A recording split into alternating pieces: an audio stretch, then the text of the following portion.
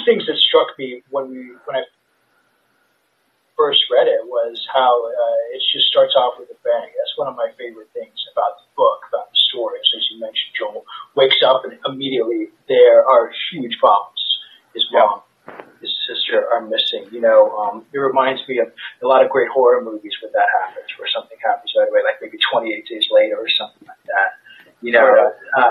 Yeah. So I'd love to hear more. We talked about this a little bit, but kind of how you got the idea for the story, because I know the way you wrote it.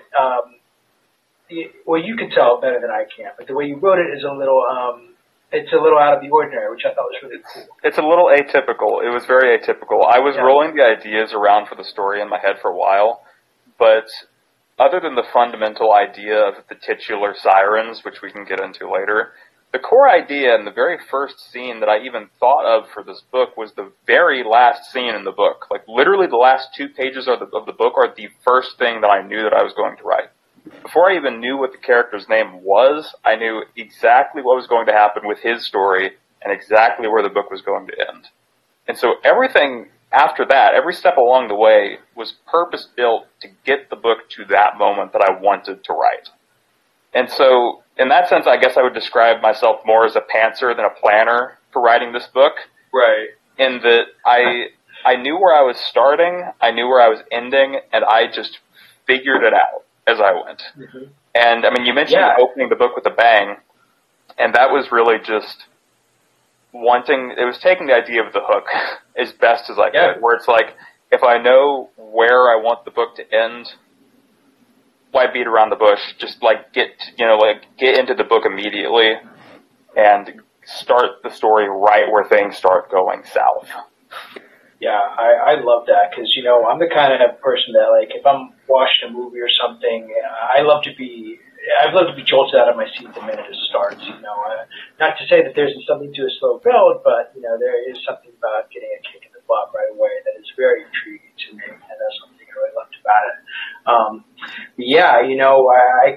I haven't talked to too many people that start with the ending. I thought that was really cool because I know that a lot of people are really interested in the book and maybe haven't read it yet, so we're going to try to keep this as spoiler-free as possible. Braden and I were talking before here, but there are a lot of pretty wild twists that get you to that ending.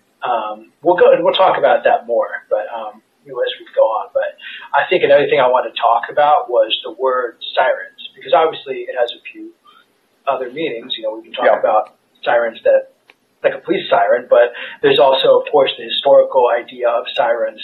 I might get this wrong, Brady, no better than I think it's a mythological being that makes sailors go crazy. You can talk about it. So about the title and sirens in general, and this is sort of the core titular sirens idea that I had mentioned before, is that for as simple as it is, I'm really proud of that title and that idea because at its heart, it's kind of a pun. I'm not going to lie, it's kind of a pun in that the wordplay of it being sirens, I have a visitor, the wordplay of it being sirens is both that, the main threat of the book that it seems is literally like sirens, like loud tornado sirens, but then also it alluding to sirens, the Greek myth sirens that you mentioned, and having elements of that show up within the story.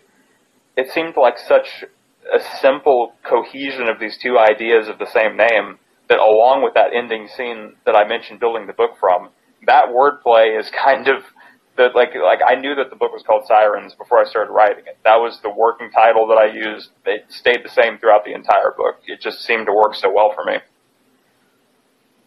That is so interesting. Yeah, and it took me a second there. I was like, Greek, because I remember reading the Odyssey as a high schooler. Yeah. The Sirens of the Odyssey are where I think that trope originates from. One of my other favorite uses of it is Oh Brother, Where Art Thou, which is kind of an adaptation of the Odyssey and the sirens in that. So that was another thing about the book that sort of struck me the first time I read it. And I actually kind of want to talk a little bit about how we came to be working together because, as you heard from my introduction, I'm mainly a licensed editor. I do original series at Scholastic, but I generally am editing licensed graphic novels and novels, meaning that we have a deal with the licensor, whether that be Marvel Comics, for example, and make things based on it. And I do get submissions occasionally. So this submission came to me. Like I said, I've gotten to do some cool original stuff at Scholastic, but this originally came to me as an adult novel, and I said, I love this, and I'm going to give you the notes to make it YA if you want, not trying to lead you that way, but, obviously, selfishly, I was like, I hope you make it into a YA novel so we can publish it. But yeah, I mean, so you want to talk a little bit about that, like how you kind of originally started out as Joel being an older character, right? Oh yeah. So the very first draft of this book was 3 years ago and some change ago. It was a long time ago that I very first started writing this. And the original interpretation of this story, he was much older. He was a father. He was divorced. The dynamics with him. So in the current iteration of the novel, he's a brother looking for his mother and sister. And those dynamics change, as well as his dynamics with a few of the other characters. In the original interpretation, he was a father who is primarily going after his daughter.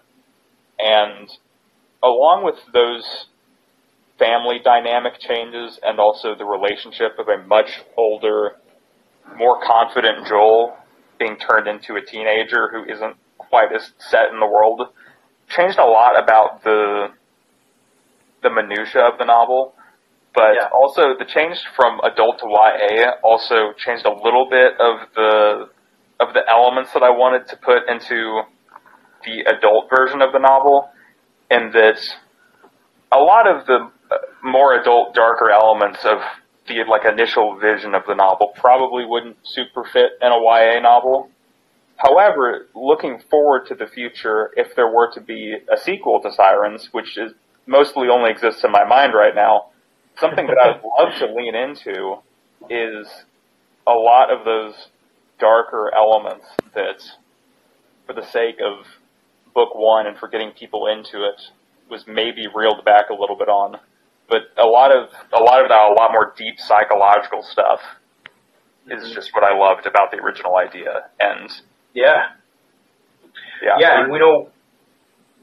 and kind of going off of that, one thing I loved about Change too was that there's something about him trying to save his little sister that is, it's just such a different thing than trying to save your daughter, right? Like, obviously, father-daughter relationship is very different than brother-sister.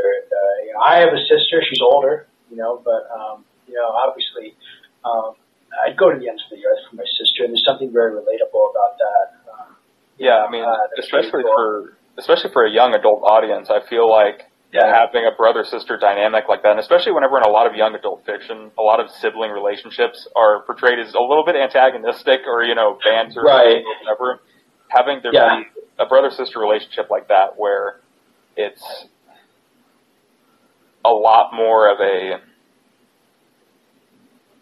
despite being a writer, I can't find the word for it in this moment. But... Well, you thanked your brother in the acknowledgments for helping you proofread. I thought that was so cool, and I agree. Obviously, I think one of the tropes or the ideas is that brothers and sisters, siblings are at each other's throats all the time. There's some truth to that, but, I love seeing a brother and sister portrayed as, with a loving relationship, especially at the age of Joel, as a teen himself.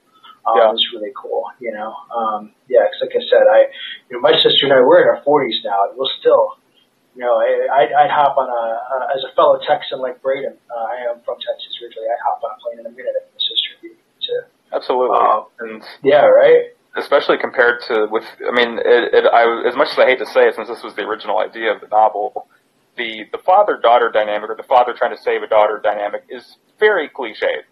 Because it's such an effective tool for catharsis. A lot of people can immediately empathize with what that might be like, even if they themselves don't have children. So just having that little bit of a dynamic shift, I feel like helps a lot with the uniqueness of the idea, and also with the relatability of it being a YA novel. Yeah, I agree. We talked a little bit about other YA novels. I want to talk about inspirations too. Like what we were talking before we were just talking about things we've been reading before the chat opened and everything. But yeah, like what novels have you read that inspired you to become a writer early on? Like what are you reading now? Like I'd love to hear that. So the novels, so there's two circles here and they're not in a Venn diagram, and that's novels that I've read now and novels that prior to this. The novels that prior to this are actually novels that I do not enjoy reading. It's just that they're novels that thematically I loved, and that's that the primary direct inspiration. I mean, there's a lot of direct inspirations with any creative writing, which I think that any writer would know, like, you know, a lot of ideas, especially nowadays. Yeah. It's a mix of the 15 different things you really like, and you spit out one new idea where it's like, oh, these are all the things that I really liked about these other 20 things. But the most direct inspiration that I could think of off the top of my head is actually Lovecraft. And that's that, like, sure. Lovecraft is weird fiction. Like, it's a really weird niche of cosmic horror, and the writing is atypical, to say the least. Mm-hmm. I'm not a super huge fan of even reading Lovecraft's books, if I'm being totally honest. But the idea behind them, and the idea behind cosmic horror, and sort of, I mean, literally Lovecraftian horror, as he coined it, is so interesting to me psychologically, where it's like having a book that's set with an inconceivable, unknowable, eldritch force that the characters can't win or fight against. They are just living with, and they're hoping not to suffer from it. And that is such a potent idea to set a book, where I just knew that I wanted to set a book where that was the main idea, where it's the characters aren't fighting something, the characters are living with something and suffering something. And how does that change them? That's cool. Other inspirations that are a little bit more mundane, where it's like, if all the way over here is the psychological side, where it's like, oh, Lovecraft, cosmic horror, it's so fun. All the way over on the other side is that I'm really scared of tornado sirens. They're really scary. So you combine those two, where it's like, okay, you have tornado sirens on one hand, and you have Lovecraft, and you just do that. Sirens. That's the book. You know, I can't believe we never talked about tornado sirens, because as I mentioned, I'm also from Texas, and a lot of the people joining us might not know this, but, you know, you grow up in Texas, you're doing tornado drills in school a lot of the time. Absolutely. Scary, right? So, you know, like, my wife was, recently there was a storm in Brooklyn, as you might have heard. My wife was like, is there going to be a tornado? And I was like, no, it's not a tornado, trust me. If there's a tornado coming, I'll know. It is terrifying. It is terrifying. That is so cool. So you think in your head that the sirens almost, obviously they kind of, I'm really trying so hard not to do any spoilers, but they can kind of vary, but like, how did you hear it in your sound? In your head, did you hear it as like a tornado siren? Yeah, like, depending on where you're at in the book, it's a loaded question. Right. But in my head, this is a really specific reference that it was a viral video, so some of you watching might know what I'm talking about. There's one specific video of a broken tornado siren in Chicago. Look it up on YouTube. That's the sound I hear. It is the most terrifying tornado siren I've ever heard in my entire life, and if you find it on YouTube, you'll know exactly which one I mean. But it's like this. Just look it up on YouTube at some point. It's terrifying. But that's the sound that I hear. Like, whenever I was imagining any of those scenes at the start of the book, whenever it's all going down the first night, and there's just absolute chaos in the city, and everything's going down, that's the sound that's in my head. And it's quite terrifying. I mean, this kind of actually goes back to the inspirations question. And that's a small part of that, which, again, this being the internet, I'm sure a couple of you might have heard of this, but a smaller inspiration just for the idea of having tornado sirens as sort of an indicator of a threat that's not tornadoes was a creepypasta called Siren Head. Have you heard of Siren Head? It's cool. It's a stupid internet creepypasta, just like anything else, where it's just like a creature that's like a big walking telephone pole that makes a siren noise. And, you know, it's like little things like that just go to show inspiration can come from the weirdest sources. Yeah. Like, oh, yeah, it's a little internet story about a walking telephone pole. And you have a title for the second book, Siren Head. There you go. Yeah, there we go. You know? It was a monster walking around the whole time. Who would have thought? Or, I mean, even as far as internet sources go, there's even, this is much more spoilers, so I'm not going to talk about this much at all. But if you have read it, and you've watched Local 58 on YouTube, there's one pretty direct reference to Local 58 because I love that series on YouTube so much. You'll know it if you've read it, but I couldn't resist putting that in there. So yeah, that's a little Easter egg for those of you who both know what Local 58 is and read the book. Yes, that is definitely, if you know what that is and you read the book, you would definitely catch it. That is very true. Well, yeah, I'm glad that our shared experience growing up in Texas and being terrified of tornado sirens has led us to this point together. Well, actually, but I wanted to kind of, speaking of growing up, like, I want to know when did you start writing? You know, I remember, I'm an editor, I'm not a writer, but I remember playing with action figures very early on, and even like making stories with my X-Men and Batman action figures, and I'd love to hear about that. That's a really interesting question. It also has a lot of answers depending on what exactly you mean by writing. Because I mean, like, obviously everyone does writing in school for projects, or right. But as far as like actual creative writing goes, yes, I remember a long time ago, I tried writing a book in like, fourth grade. I mean, I was so small, and I wish I had like a PDF of that thing, because like each chapter was 150 words long, and it was a mess. And then I tried again a few years later after that was equally as poor quality. But I remember that there was a point, it's such a distinct memory in my mind now, having published something, and it was in like 10th or 11th grade, and there was a creative writing assignment that we had somewhere, where, I mean, it was just whatever you can imagine of creative writing. Someone's like, pick a prompt, do whatever with it, and see how creative you can get with it, and write a little short story with this. And for some reason, I was just so compelled to go so overboard on this short story project. Like, the requirements for, like, a 5-page short story, do whatever, pick a prompt. And I wrote a 35-page something for this thing. And I didn't imagine at the time that the teacher appreciated that very much, since mine was 9 times the work to read than everyone else's.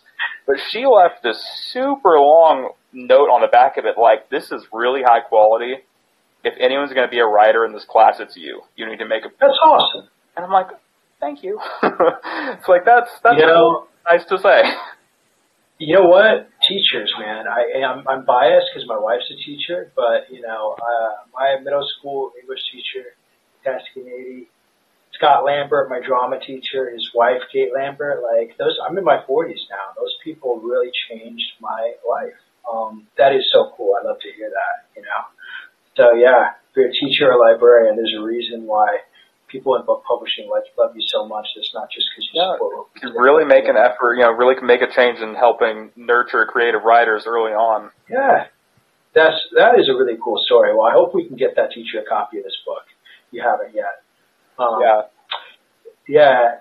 So, actually, kind of going back to one of the stories, and it's something I've asked you before in one of our talks when we were talking at a sales conference, but, you kind of know, because I guess when you knew how the book was going to end, did you know, and you knew how the book was going to begin, did you know how you wanted to sort of, I don't want to give anything away, but plan the twist throughout, or was that something that you as a writer kind of figure out as you write?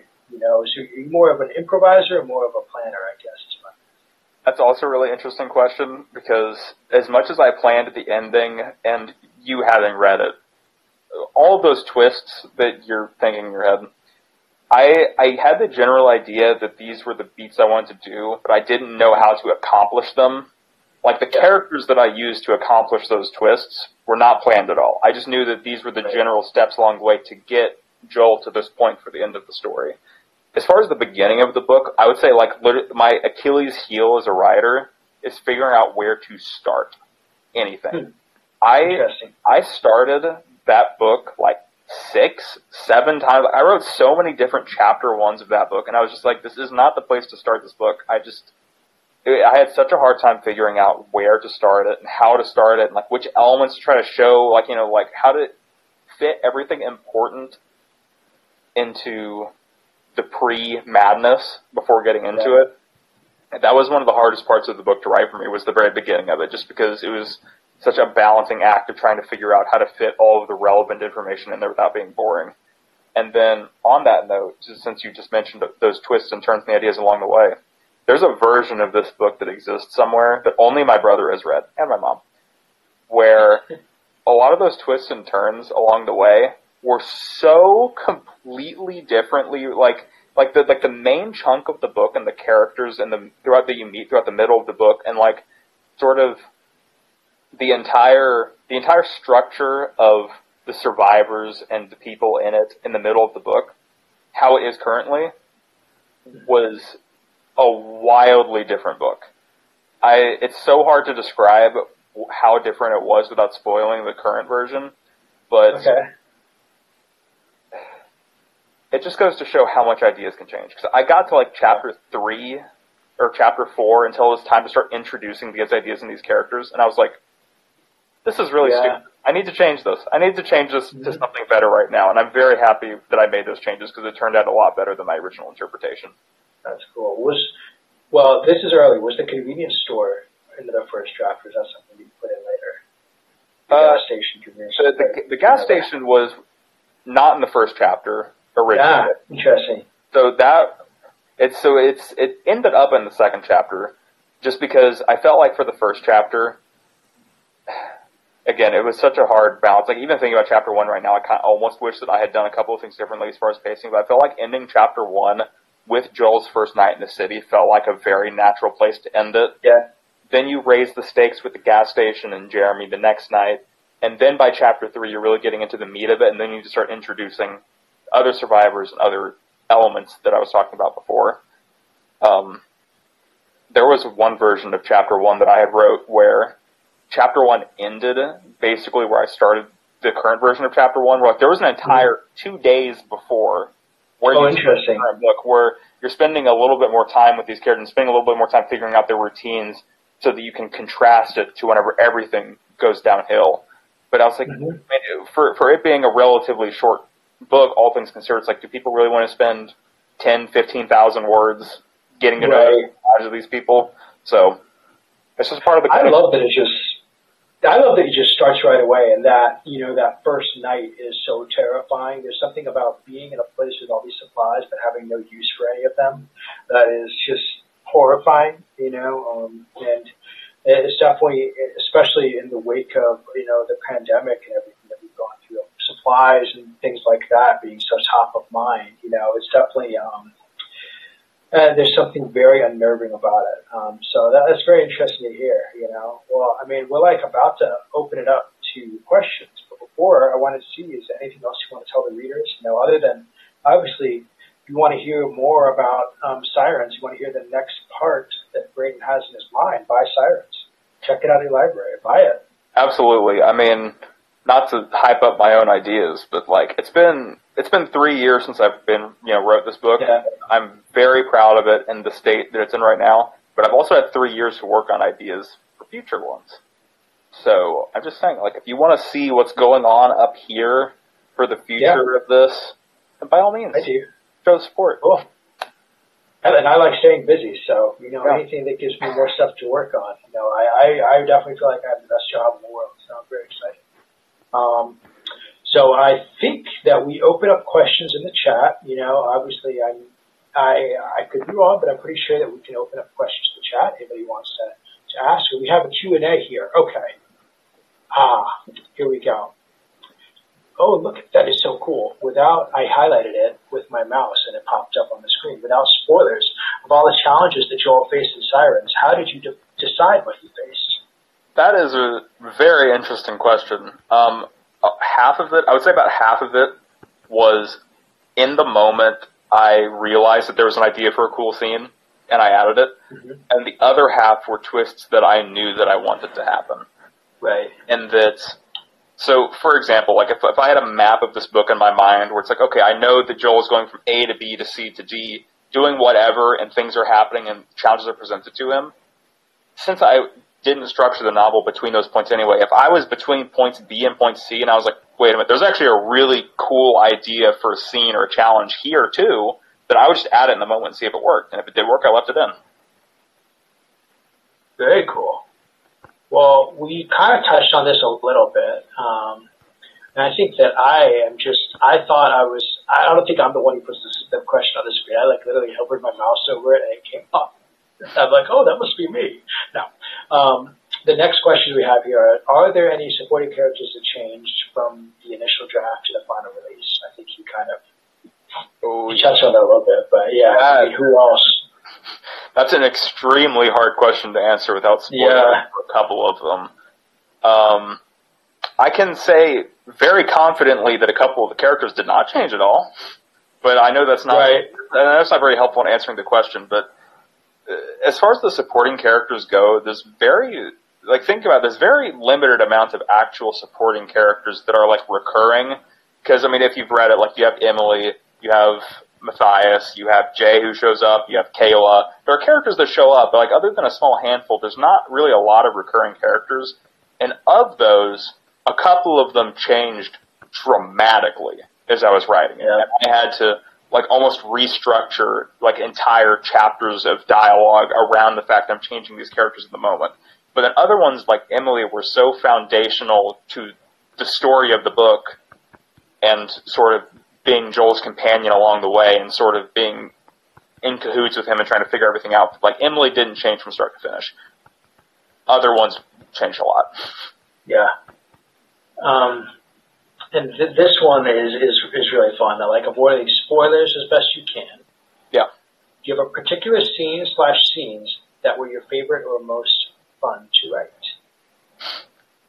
Even harder to answer without spoilers. Yeah, I know. I think the most obvious answer is that the final scene that I had in mind from the very beginning was the most satisfying to write, because at that point it was, months of thinking about it and tens of thousands of words of writing leading up to this moment of writing the final scene.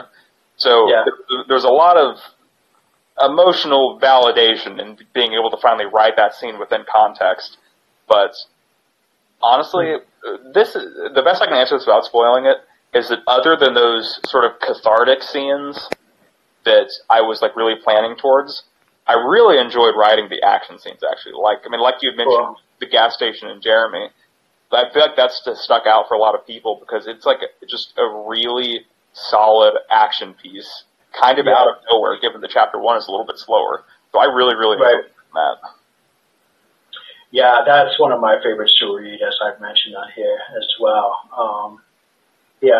It's funny, how many drafts do you think you did, like, overall? Because, so people don't know, like, you and I had our back and forth, I was able to acquire it, and then you did a few kind of touch-ups as we proofread and copy edited, but it'd probably been through, 5, 6 drafts before it came to me? Or? At least. It's a little bit hard to put a number on it because I didn't do, this is a bad habit, and if there are any writers who are like watching this, like, kind of some writing advice, don't do what I did, and that's that I retroactively edited every chapter along the way before I even wrote the next thing.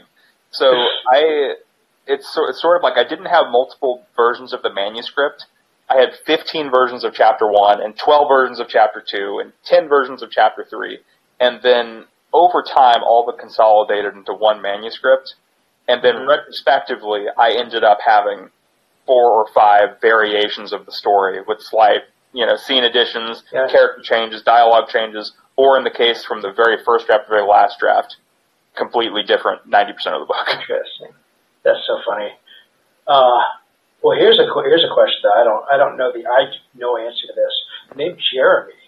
Any of the characters' name chosen with a purpose? Apparently, Jeremy is also a name that's used in Five Nights.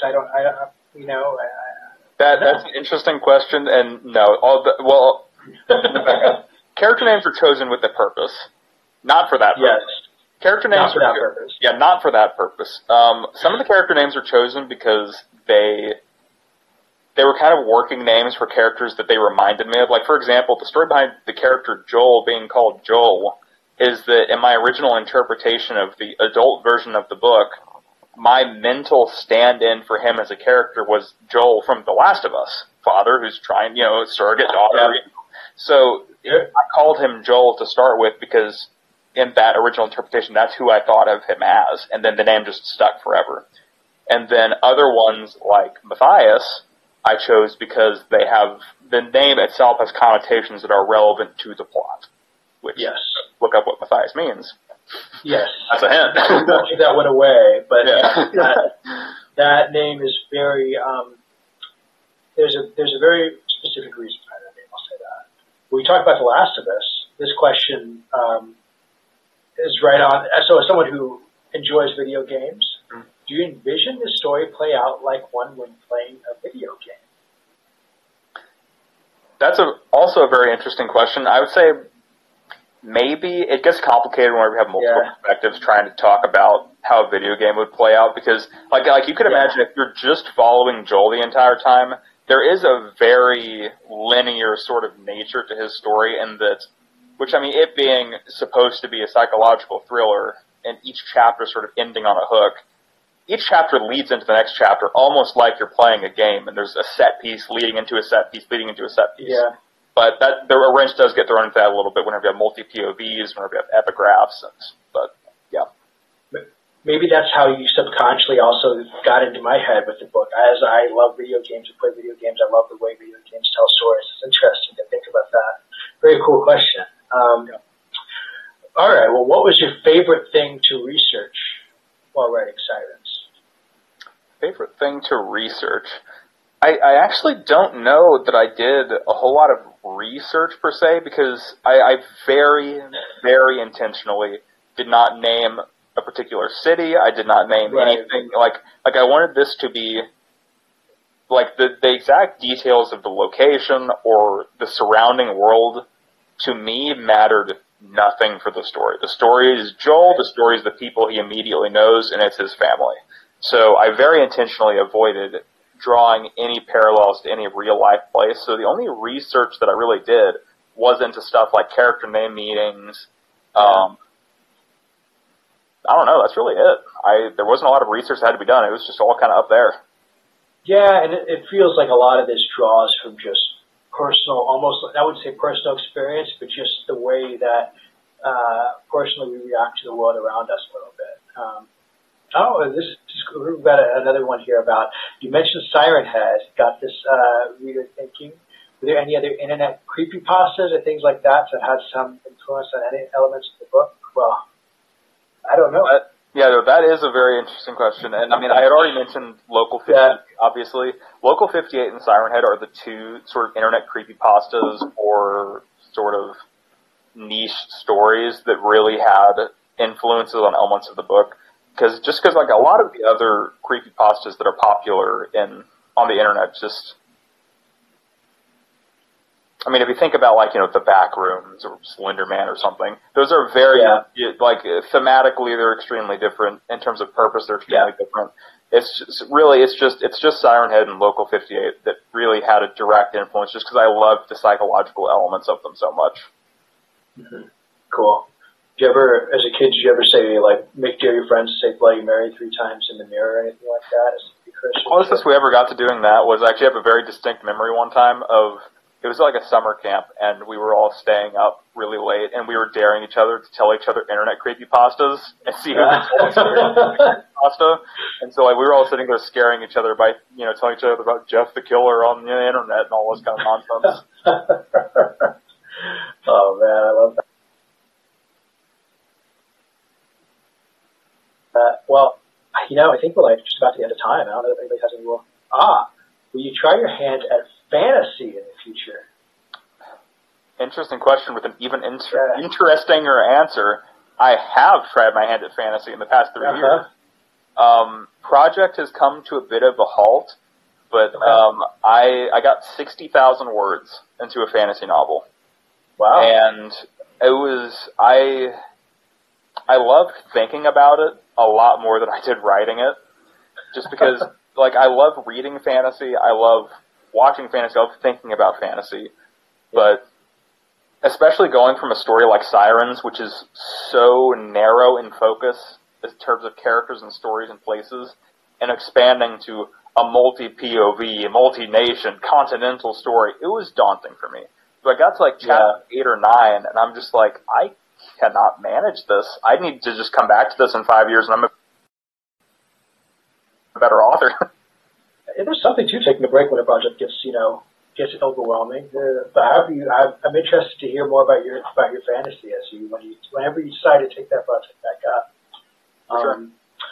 What would you say to anyone looking to write stories of their own? This is going to sound like a really weird piece of advice, and it's not hardly even advice, but writing is hard. If you want to write stories and you're demotivated by like, oh, it's really hard to come up with an idea, it's really hard to start a story, I can't motivate myself to write, writing is hard. And it's hard for everybody. It doesn't matter how much you practice writing, it doesn't matter how good of an idea you have or how good of a writer you is. Writing is hard. Write, though. You have to write. Yeah. If you want to write, you have to write no matter how hard it is, and then at the end of the day, you'll have something on the page.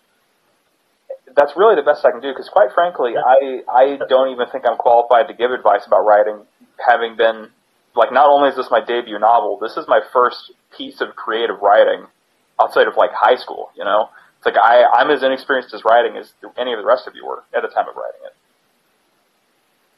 I can tell you that's great advice. Just write, even if it ends up bad, quote unquote. There's anything worth doing is worth doing poorly.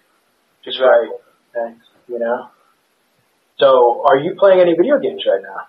What are you playing right now? Because I know the answer. I know you are. I am too. I am a huge World of Warcraft guy. In fact, there might be some of you I know in World of Warcraft might be watching this, but World of Warcraft is very cool. a thing that I've been playing since I was like 4 years old. My dad sat me down. He's like, I want you to play this game with me. And I started playing World of Warcraft with him, and the rest is history. That's so cool. Yeah. World of Warcraft is something. It's amazing what that franchise is. Very cool. Very cool. Yeah, we were even talking about the fact that franchise had so much influence on me. Like, I've read all of the novels, like by Christy Golden. I've read gone to the convention. Yeah. That's just the thing of choice for me. I don't know what to tell you. That is the power of licensing. I'll plug what we do at Scholastic too. Licensing and being able to tell stories in other worlds is really powerful.